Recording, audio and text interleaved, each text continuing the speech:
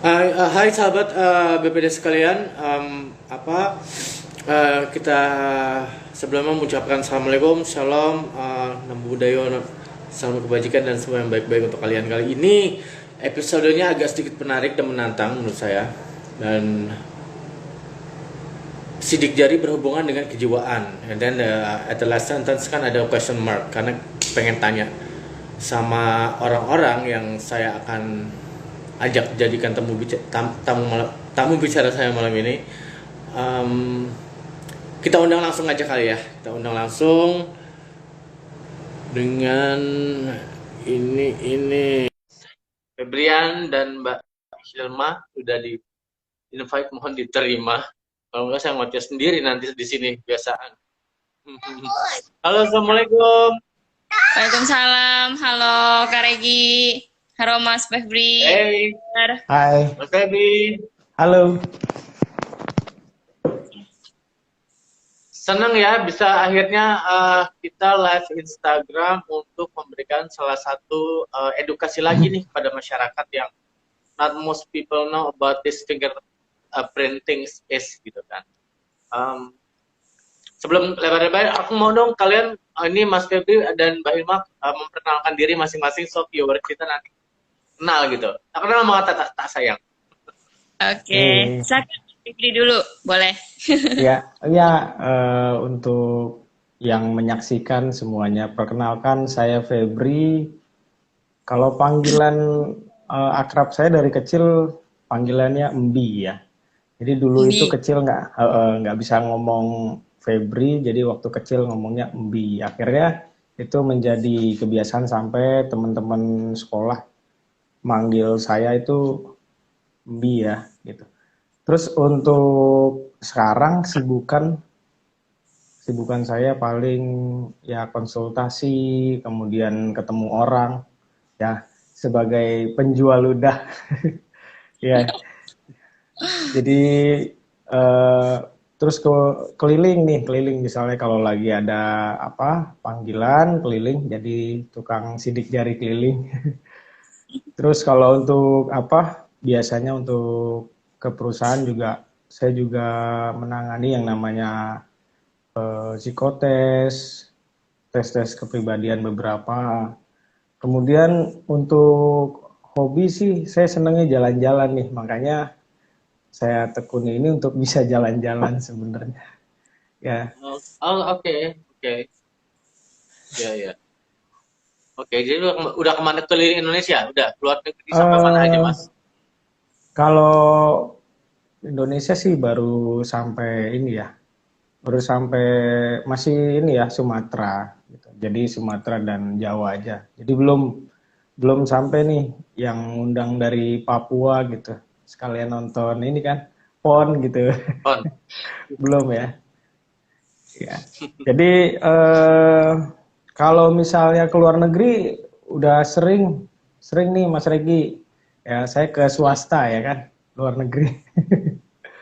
Kalau ke luar negeri saya waktu kecil, saya waktu SD, SMP saya udah ke negara tetangga ya, Malaysia, Thailand dan sekitarnya.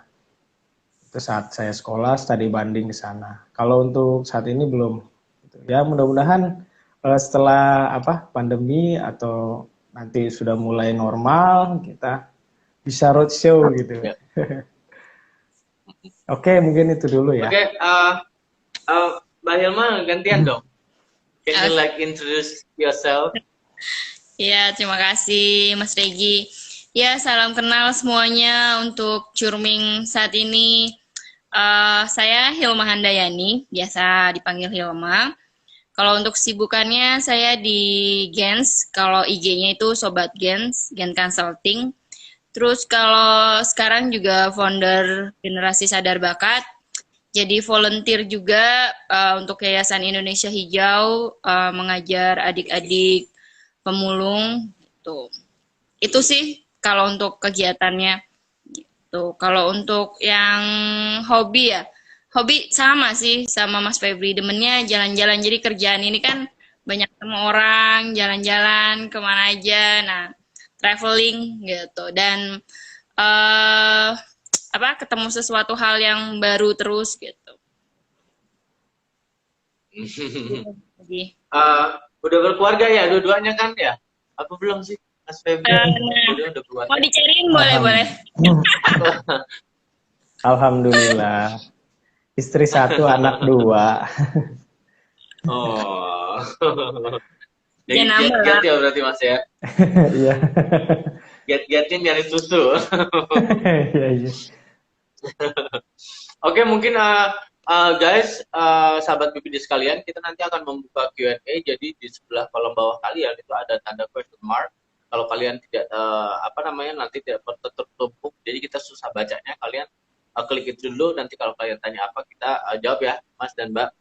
Siap. Nanti Oke. juga ada juga yang kan kita udah ini nih tadi kemarin udah bikin story kan, kayak ada yang mau nanya apa tentang topik ini gitu. Dan ada juga beberapa yang aku langsung tanyain aja. So, mungkin probably people not really get to this is not too well known issues ya sebenarnya ya.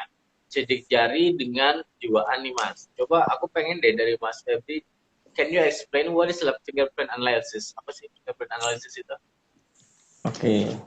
Nah, sebelumnya nih saya minta maaf dulu nih untuk semuanya yang mendengarkan. Apabila nanti ketika penyampaian saya ada yang kata-kata yang menyinggung atau yang kurang tepat ya, gitu. Untuk sidik jari sendiri, untuk sidik jari sendiri itu keilmuan yang dasarnya dari dermatopolitik. Jadi yang kita ukur itu dari sidik jari adalah respon kerja otak. Jadi peta kerja otak kita secara genetik itu sejak 13 minggu dalam kandungan itu mulai terbentuk namanya guratan-guratan epidermalnya ya. Dari hormon yang disebut epidermal growth factor ya, itu membentuk kemudian bersamaan dengan nerve growth factor atau hormon yang membentuk sel otak. Jadi bertumbuh bersamaan dan pada akhirnya membentuk satu guratan, dan guratan ini di sidik jari tersebut berbeda-beda ya, berdasarkan masing-masing respon kerja otaknya. Jadi kondisi saat di dalam kandungan pembentukan itu dipengaruhi sekali dari mental seorang ibu ya, ibu yang mengandung ya. Makanya kaitannya genetik dan kalau dibilang ini termasuk kejiwaan otomatis ya. Jadi genetik membawa sifat kemudian membentuk dan akhirnya kita bisa mengukur gitu. Jadi untuk pengukurannya disebut biometrik ya. Karena berkaitan dengan psikologi atau biopsikologi, kita akhirnya kita ukur dengan psikobiometrik. Jadi di guratan itu ada pengukurannya, psikobiometrik namanya. Nah, dari situ kita dapat yang namanya analisis atau penjelasannya.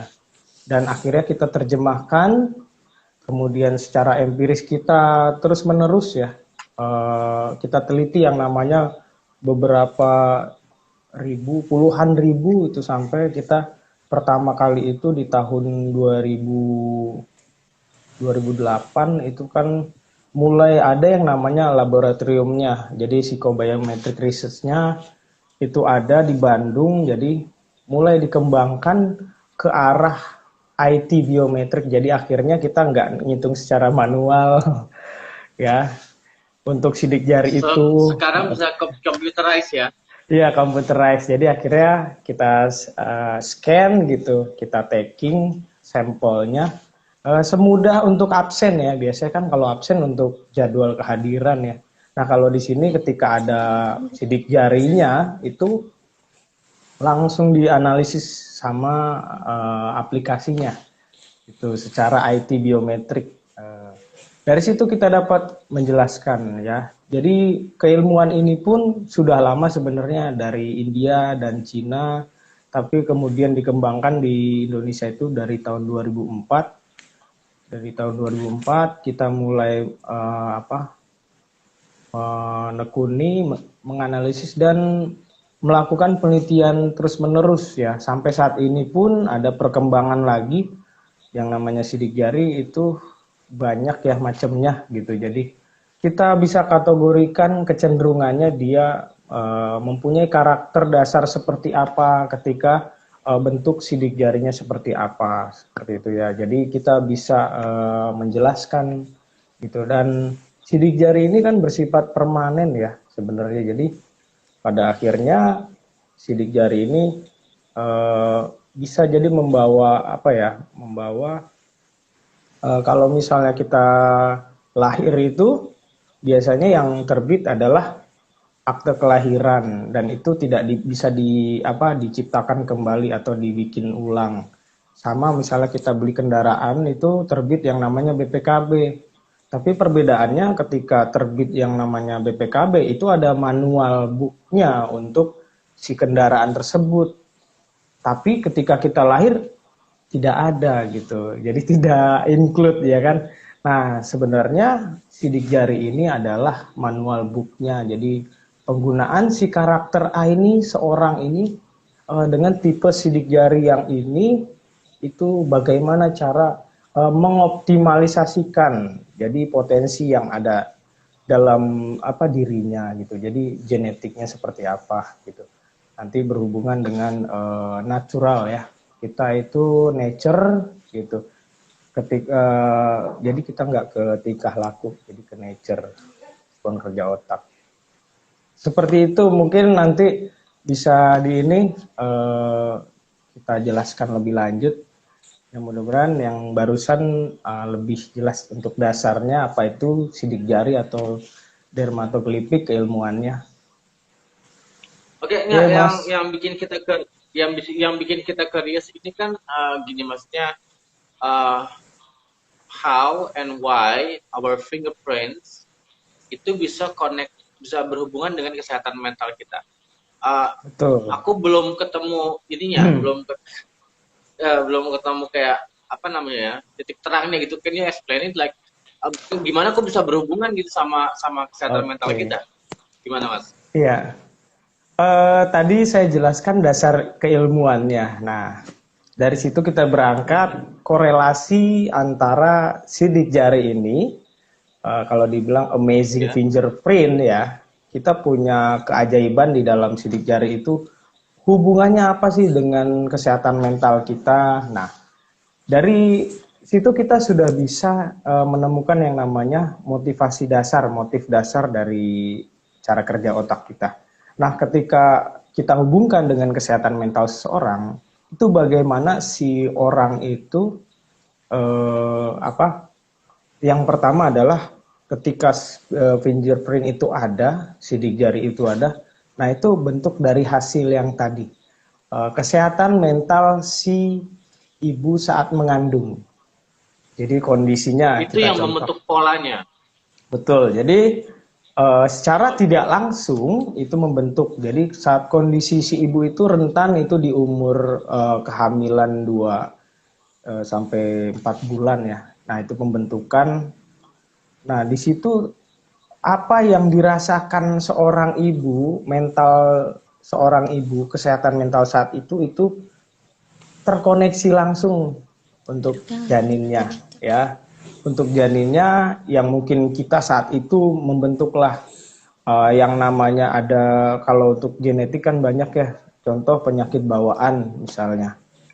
Yang penyakit bawaan contoh aja misalnya diabetes, itu ada yang turunan. Nah, begitu juga seperti ini. Kesehatan mental pun itu diturunkan saat pembentukan genetik, itu ya genetik. Nah, setelah itu terlahirlah setelah 9 bulan. Nah, di situ sudah ada karakter yang dibentuk saat dia dalam kandungan. Jadi kondisi ibu itu nanti lahirnya si anak itu persis di kondisi itu. Jadi misalnya contoh ketakutan atau kecemasan tersendiri pada si anak ini saat lahir, dia mungkin umur berapa baru ketahuan, misalnya di umur 7 tahun kok anaknya pemalu dan sebagainya. Nah, itu saat itu yang dirasakan seorang ibu saat mengandung dia. Dirasakan, dan itu ternyata frekuensinya sampai saat di kandungan ya. Nah, kenapa bisa seperti itu ya? Ya, karena kan si anak ini kita misalnya lahir, akhirnya yang tadi saya sebutkan itu ada guratan ya. Kenapa kok kita bisa melihat bagaimana si sidik jari mempengaruhi kesehatan mental? Karena di guratan itu ada yang namanya garis kecemasannya, ada namanya delta, ada core. Jadi antara itu panjang atau pendeknya jarak itu menentukan tingkat emosionalnya, kecemasannya. Jadi ketika lahir kita scan, kita lihat kecenderungan ke arah kesehatan mental yang mungkin tingkat stresnya bagus ya, kurang baik, itu kita lihat sudah terbentuk di polanya. Jadi jarak ya seperti itu. Jadi Bagaimana? misalkan kita berandai-andai, Ya. misalkan seseorang itu adalah seorang pembohong, ya. Ya. Dari penganalisian fingerprints, apakah kita bisa tahu? Jadi kalau sebenarnya pembohong itu kan kayak judgement ya sebenarnya.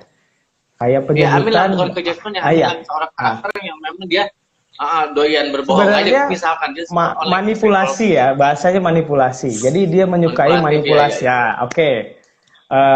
Misalnya kita lihat manipulasi, seorang yang memanipulasi tipikal orang yang ternyata lebih tidak mau menyinggung perasaan lawan bicara. Kemudian dia menyimpan sesuatu yang tidak ingin orang lain ketahui. Kekurangan dirinya adalah tidak percaya diri, makanya akhirnya dia memanipulasi dan akhirnya dia berbohong. Seperti itu sebenarnya. Jadi kalau dibilang bohong atau liar ya kan, saya pernah nonton Big Fat Liar gitu. Jadi ya emang pembohong banget gitu. Ternyata itu sebenarnya sudah ada kecenderungan ke sana saat dia lahir di karakter dasarnya. Di rekaman otaknya ya Mas Febri ya. Ya, sebenarnya jadi emang keluar begitu aja. Jadi sebenarnya natural. Kenapa dia tidak jujur ya? Tidak jujur alias tadi pembohong misalnya. Bisa jadi banyak faktor. Manipulasi ya. Sebenarnya gini, setiap orang itu punya yang namanya privasi. Setiap orang itu punya yang namanya cara membentuk topengnya saat dia menampilkan sesuatu, saat dia berkenalan misalnya. Nah, di situ sebenarnya dia mulai membentuk tuh ya namanya dibilang manipulasi itu, kebohongan itu. Karena sebenarnya yang mendasari bukan bohongnya. Ya, kenapa dia bisa menjadi bohong? Karena karakternya A. A ini misalnya contohnya dia itu tertutup, ya mungkin introvert, dia itu orangnya pemalu. Dia itu orangnya nggak enakan, dia nggak mau lawan bicara yang tersinggung. Akhirnya dia berbohong misalnya, Mas kamu lapar nggak? Contohnya misalnya. Terus dia bilang, enggak kok gitu. Jadi dia terpaksa berbohong karena dia nggak mau orang itu memperhatikan dia. Terus kemudian ada yang faktor beberapa itu gengsi, tipikalnya. Dia harus berbohong, bagaimana dia harus mengcover, memanipulasi supaya orang lain itu menganggap dia seperti apa yang dia ucapkan, padahal kita cek kerja otaknya, apa yang menjadi responnya, itu ternyata dia tipikal yang sebenarnya bisa kita lihat sebenarnya dia tidak sebenarnya, akhirnya kita bilang berbohong. Ya kalau untuk di perilaku kita bisa melihat misalnya mata, gerakan mata dan sebagainya, itu bisa observe. Di psikologi itu diobserv ya tingkah lakunya, berapa kali intensitas dia ngelihat ke kanan. Nah kalau ini uniknya sidik jari kita bisa mendeteksi awal kemungkinan dia sebenarnya ini orang gak jujur ya sama saya ya gitu, meskipun itu masih menjadi hipotesis atau dugaan kita gitu ya. Tapi ketika kita buktikan, kita bacakan misalnya screening dia, dan akhirnya dia terbuka, kenapa? Kok si Mas ini tahu ya? Akhirnya terbuka. Biasanya seperti itu. Makanya ada orang yang mungkin kurang atau mungkin kurang paham atau baru tahu sidik jari dan tidak percaya sama sekali, misalnya ketemu, mendingan dia tes dulu. Dia tes makanya dulu suka dibilang peramal, Kak Regi. Iya. Dia pengen buktiin Kok bahwa bisa ini tahu? seperti itu ya. Ya Padahal baru mudah-mudahan kenal itu ya. itu menjawab dari pertanyaan Mas Regi nih tadi nih, pertanyaan yang lain mungkin ada. Nah, oke, bagaimana Mas Iya, iya, Regi? iya, iya. Ah, ah. Oke, aku pengen ke Mbak Hilma deh. Mbak Hilma, apa namanya? What is like a judge consultation? Like apa itu? Bisa Apa-apa? kasih explain ke kita nggak? Aku pengen tanya tentang GANS. Oh, gens. Oh ya. Kalau gen consulting sendiri memang bergerak kan gens ya, genetik. Consulting itu konsultan gitu. Konsultasi. Ya, ya. Iya.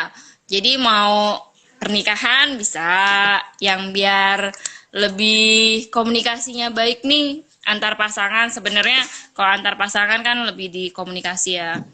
Terus untuk pola asuh anak yang tepat atau stimulasi bakat-bakat anak itu kita bisa.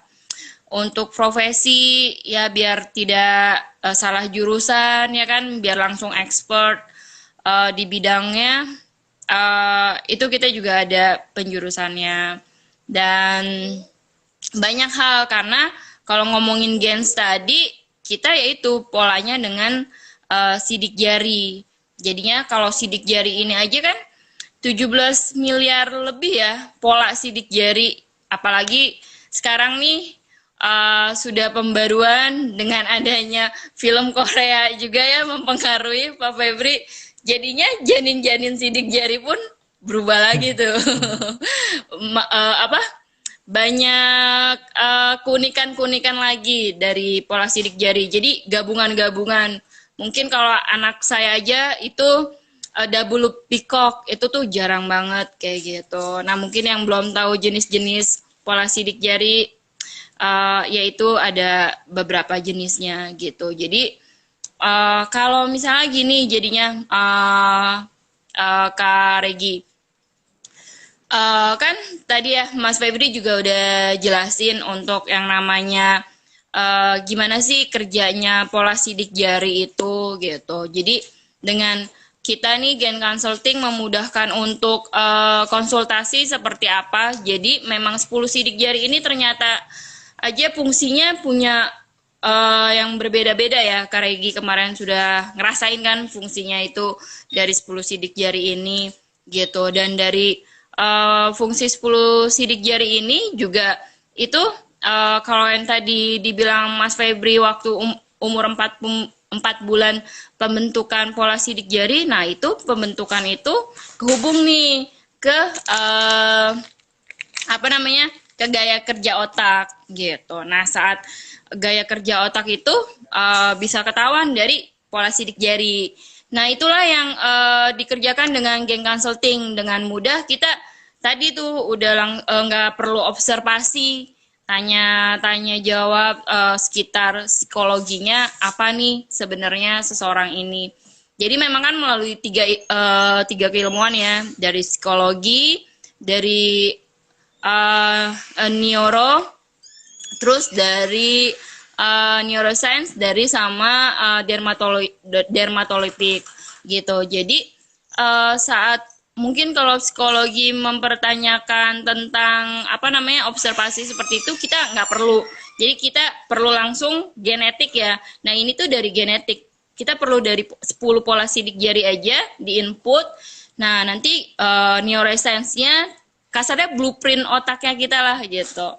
Kita nggak perlu di scan atau di ya gitu. Jadi ada langsung reportnya dan dari hasil report itu dari dermatolipik tadi pola sidik jari itu kita lebih tahu nih secara psikologinya langsung seseorang seperti apa dan dari hasil reportnya juga ada data kepribadian secara mental. Kalau ngomongin ESQ, kalau ngomongin handphone mungkin giganya berapa gitu kan. Nah, kita juga punya giga juga gitu. Daya tahan kita berapa kapasitas kitanya berapa gitu. Itu ada. Jadi itulah yang memang juga referensi yang tepat untuk bisa kalau disangkut pautin untuk kejiwaannya ya bisa dilihat dari secara kepribadian, dan secara emosi, tekanan, terus kapasitas dirinya. Gitu Kak Regi. Jadi itu sih Gen Consulting, lebihnya konsultan sidik jari gitu. Makanya Gens. Gens itu kan genetik karena pola sidik jari ini dari genetik dan ini permanen gitu. Jadi memang berubahnya adalah dari lingkungan ya, nature. Tapi walaupun dia berubah